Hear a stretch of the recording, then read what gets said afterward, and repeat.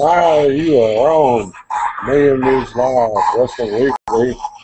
I was going to have Miss Stacy in here today, but she's had some problems and could not be here. So, whole team of Liv's going to be here by itself, but that's okay. We're going to have some fun. I don't know how y'all's weather is, but it's kind of weird outside. It's kind of cold, and it's supposed to be spring. So, we're having a good time. Kind of stuff. This is our 30-minute show. We just kind of cover the some of the things that's went on this week in wrestling, and not to mention some of the headlines we didn't cover on Tuesday's show. So we're going to get first. I want to say something. We picked up a new sponsor. That's Z-Pack Promotions. Make sure you give them a follow. That's at Z-Pack Promotions on Twitter, and it's actually Zach Pack Promotions. If you search it on Facebook, that's two separate words. So give them a holler and kind of follow them. They're a nonprofit organization. They're going to be doing some good things. So make sure you give them a holler and follow them. So we're just going to kind of get started here and move on. Had a lot of stuff going on this week in wrestling, so let's see. If this is the first time you're here, we were on Blog Talk Radio, and now we're on YouTube via Google Plus Hangouts. So sorry for the long wait there to start, but kind of wanted to add a little better picture when the show started. So we're going to get started. Here we go. The wrestling headlines, and I know the people at Zach Pack Promotions will appreciate it. Wrestlers are getting in the ring for a good cause at Berks County. They're doing something called a Fight for Autism. I think it's great. The professional wrestlers are showing that, you got people out there that, these little slurs that people use, and we're not going to mention any of them because I pretty much refuse to say that word, the main word anyway. And they're fighting to raise money for autism and fight against autism. Being the father of a son with Down syndrome, those children are close to my heart, not to mention I was a nurse for 12 years and worked with them. So it's great to see these wrestlers. If you don't know, most of them have bigger hearts than most. They love to go out and try to help out the little kids of the world. John Cena, whether you hate him or like him, I'll quote David Hero, whether you hate or like him, He does a lot of good things for kids, especially Make-A-Wish, you know, and whether you like him or not, you've got to respect him for that. If you don't, you do need to realize that when they're off camera, you know, it's the real world, okay? Um, but there was people quoted, the guy that actually, the organizer of the event, he was quoted as saying, as a thank you, we thought we'd raise money so our families can get learning tools to raise money so they can have it. His son has autism, so he was actually not only helping promote it, but actually wrestle. And, you know, I want to thank, I think people like Ron Litton ought to be patted on the back. If you live in that area, you really need to say something to him, shake his hand. You know, people like that fighting for people that can't fight for themselves. If you want to see the whole article, it's www.wfmz.com. News Wrestling Event will benefit autism awareness. You can just search that. You should be able to find it without a problem. Moving right along, as you know, the Hall of Fame, Trish Stratus was inducted into the Hall of Fame, and she actually mentioned Mickey James, and Mickey James basically talked about it with another interviewer. Said I was honored that she did what she did, far too kind and generous, and the fact that she would even think of putting other people over in her Hall of Fame speech says a lot about her as a person. You know, a lot of people get a lot of flack. You know, reasons why they're not with the company, and you know, these people work together. They stick together, and some of them develop friendships that go long after their wrestling career. So the fact, it doesn't surprise me that she would mention someone else. And you know, she worked with this girl a long time. Mickey James and her worked for a long time. So it's just the type of person she is.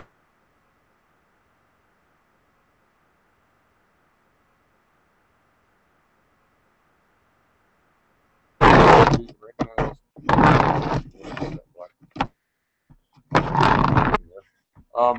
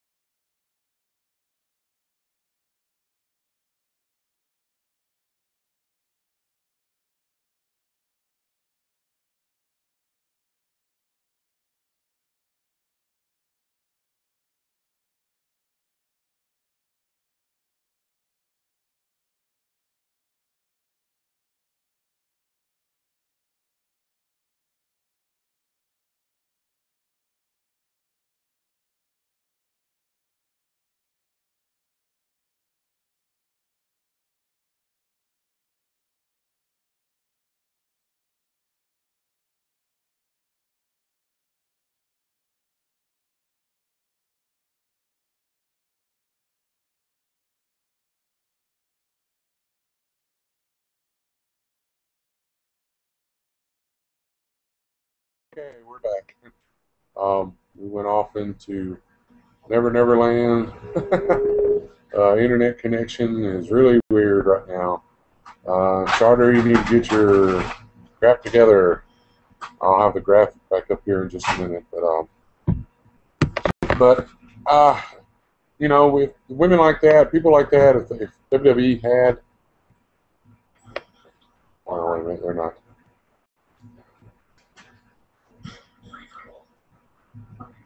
If when they had women like that would could have stuck around without injury, you know, I think they would not have been having as many problems as they are now with the women's division. And I just think that it would be better if, you know, they could have stuck around. And I don't know. It just seems to me that they might have been brought the Divas division out of this hole that they're in now. So I'm still trying to get the graphic up. Just bear with me. That's what happens when you have a live show. But yeah, moving right along. Sting has become the #1 contender for the TNA Heavyweight Championship. I truly believe that the reason why they've done this is an attempt to help TNA recover their lost ratings due to the Aces and Eights and Bully Ray being champion. As we talked about on Tuesday, their ratings have dropped since he became the world champion, and you know, about the Aces and Eights pretty much being in the limelight. Everything they're doing, pretty much everything on TV. So I just think, you know, that Sting kind of going to the man that's brought him out. You know, Hogan can't wrestle. For those who probably are thinking it, they're probably thinking, thank God. But, you know, we'll get on that here in a minute. And, but, you know, Sting is, to me, on this run, he's actually a little darker, a little meaner, a little no-nonsense. And, you know, we'll just, we're going to see exactly, you know, what happened. What happens when he tries to go for the title?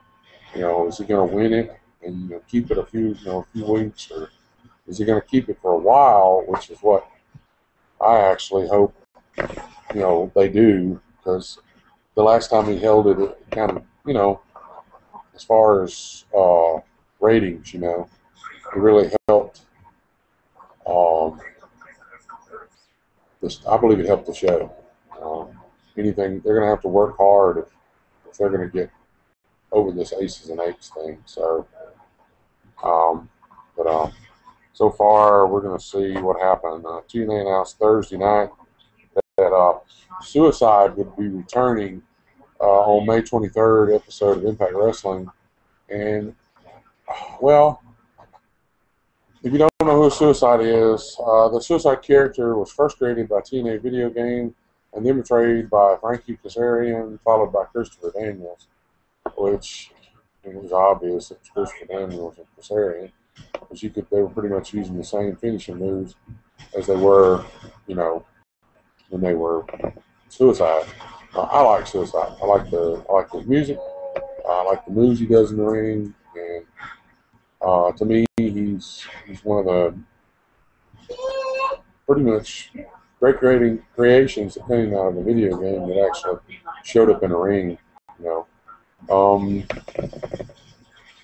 But it's going to be interesting. They've had a lot of stuff. You had Petey Williams come back. You had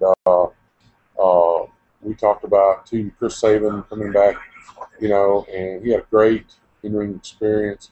He looks in really good shape. The knees look really good. So we're going to see what happens, you know. So like I say, if this show is messed up, I'll just reload it onto YouTube as a video. You won't be able to see it live, but that'll be okay. You know, there's been a lot of people come back. You've got Sanjay Dutt. People, you know, WWE needs to take notes. All these people, they need to start bringing people back. You know, Goldust, bring him back. Let him face his brother. Even if it's the last run. Hey, you know, the fans will love it. I mean, he got the biggest pop at the Royal Rumble. The biggest one that even him himself said that he had ever heard. He literally, you know, you couldn't hear yourself think. His exact words. They need to bring back Boogeyman, you know, which he's on a crusade now to, you know, try to get back with the WWE. Boogeyman's still a young guy. He can still get out there with the best of them, and so is Goldust. You know, you got these little guys that are trying to hang the shows on and hang their future on, and I'm sorry, it's just like in being a chef. I'm pretty sure if Robert Irvine was to ever watch this show, he would agree with me. Some things are not good fresh. Some things are better when they're canned and left to age. So, you know, you have to have, you have to have that stuff mixed in with the new to make it interesting. If you put new people and took all the people that we know off of wrestling, I can pretty much say you wouldn't last a month. So, I mean, it's fine that you want to say, well, we're PG, we're over the Attitude Era. Well, without the Attitude Era, WWE would not beat WCW. Okay? And we might have been seeing somebody beside Vince McMahon.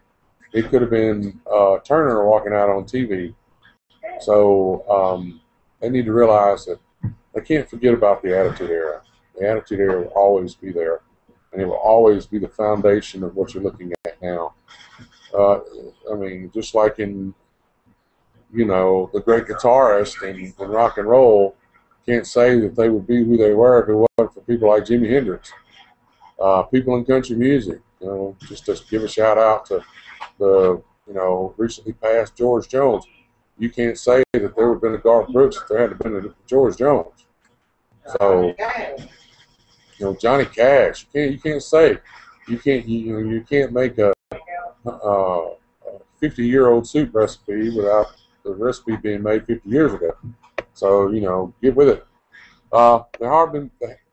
This week there's been a lot of talk about Ziggler and his title run, and you know, there's a lot of people saying it won't last long.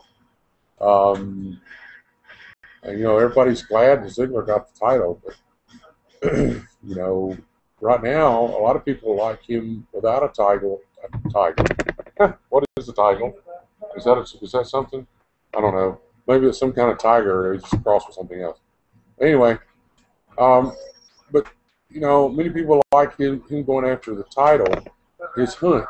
The hunt's more interesting than the actual, you know, him holding the title. And to be frankly honest, it's nice that they're together, AJ and Big E and all that stuff, but I think he would do better if he was a loner, which is what he was for a long time. Not really a big Ziggler fan, but as far as him wrestling in the ring, ain't nobody outdo how he sells other people's moves. Okay,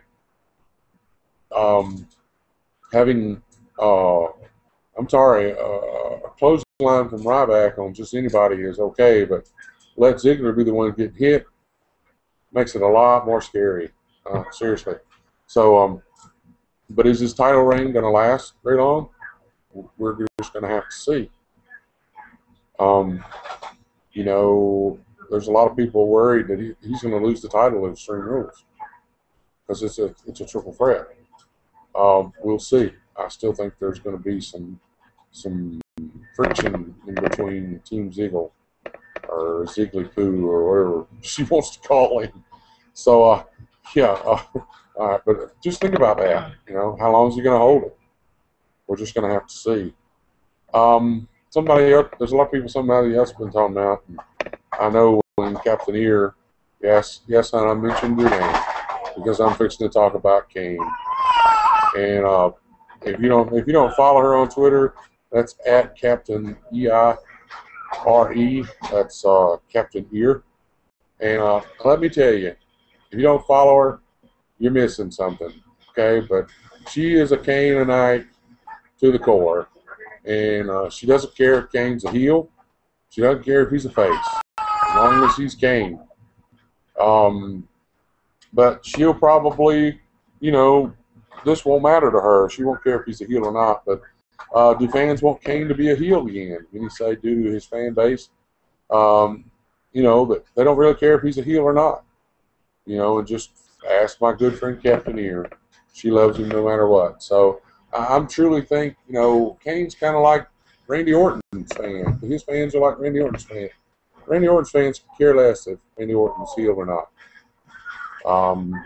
They're going to cheer for him if he's heel, and they're going to cheer for him if he's not. So, and CM Punk is that kind of person. When CM Punk went heel, they literally had to work to make him, you know, make people not like him, which, you know, they try to say, well, you know, people don't like Brock Lesnar, and Brock Lesnar is teamed up with Paul Heyman, so hey, let's put CM Punk with Paul Heyman, which helped because of his association with Brock Lesnar. Heyman had a little heat, so they put him with CM Punk to see what was going on. Well. I mean, it worked, you know. And then they did the stuff with the Taker and the Urn and Paul Bearer, which got him major heat. So, you know, I think that's something they need to think about. You know, is Kane? I actually like Kane as a heel or as a monster. You know, don't get me wrong. Team Hell No is funny, and it's going to be a long time before they have anything that funny again. Kane looking at the camera going, check please, after Daniel Bryan throwed up in the Doc's lap. I mean, that's just hilarious. So, I mean, there are people out there talking that maybe it's time for Kane to go heel again to get a little more of his edge. You know, like this thing with the Shield, you know, I've got a little more respect for him. Watching them in the ring, and I never disliked the Shield members. The fact that they kind of reminded me of how they were doing. They reminded me of the Aces and Eights, and you know, that's kind of a good thing and kind of a not.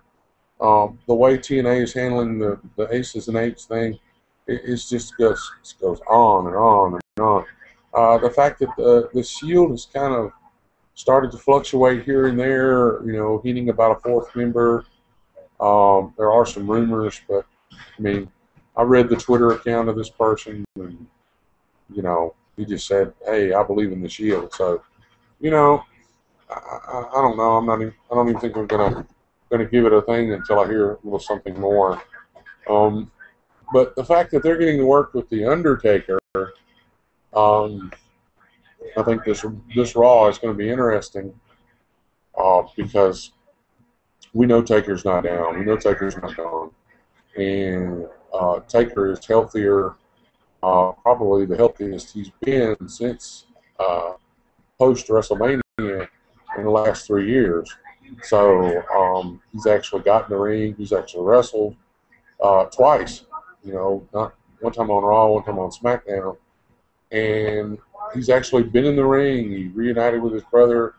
We saw the return of the Brothers of Destruction. You know, I think it's just going to be interesting how, you know, they're working together, and you know, are they going to let the Undertaker stop the Shield? Is this the person they were looking for to stop the Shield? Possible. You know, it's really possible. So we're just going to see as it goes along. I mean, it's got to be cool to sit there and work with the Undertaker. You know, I have a feeling that the Shield had a Cena moment. You know, the video of Cena being met by the American Badass Undertaker and having his hand shook and said, "Good job, nice job, nice job," and walking away. You know, I'm pretty sure they've had that in the back. So we're just going to have to see. The last thing I'm going to cover today is the question: why is TNA flirting with a Hogan versus Bully Ray match? For the love of Pete! All right, it is not a big secret that Hogan has had multiple surgeries, one of them including a major back surgery, a major hip surgery. We all know that he is nowhere near, not even 50%. It looks painful for him to walk to the ring. So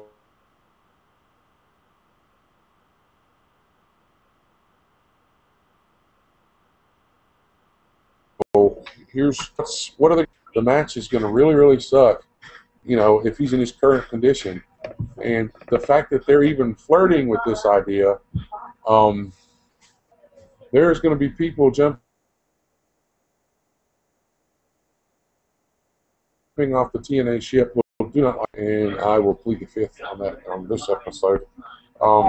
So we know that this stuff's going to prevent him completely hitting. I was actually surprised when he started hitting Bully Ray in the ring, you know, a week before last. You know, and of course, you know, Sting came back, even though there was a lot of, you know, you tell there was a lot of tension between him and, you know, Hogan. But, you know, that kind of got cleared up on this week's TNA, which we're not going to talk about because we're going to talk about it on Tuesday. So we're going to talk about that next Tuesday. So we're just going to have to see. We're going to have to see how this works. I just don't. I mean, okay, I know I'm going to mention this, and if Shane was here, he would have to put on his Cena headband. Having Hogan in a match with Bully Ray is almost as big a mistake as him having the sex tape and allowing it to get released to the public. I'm sorry. The match shouldn't take place.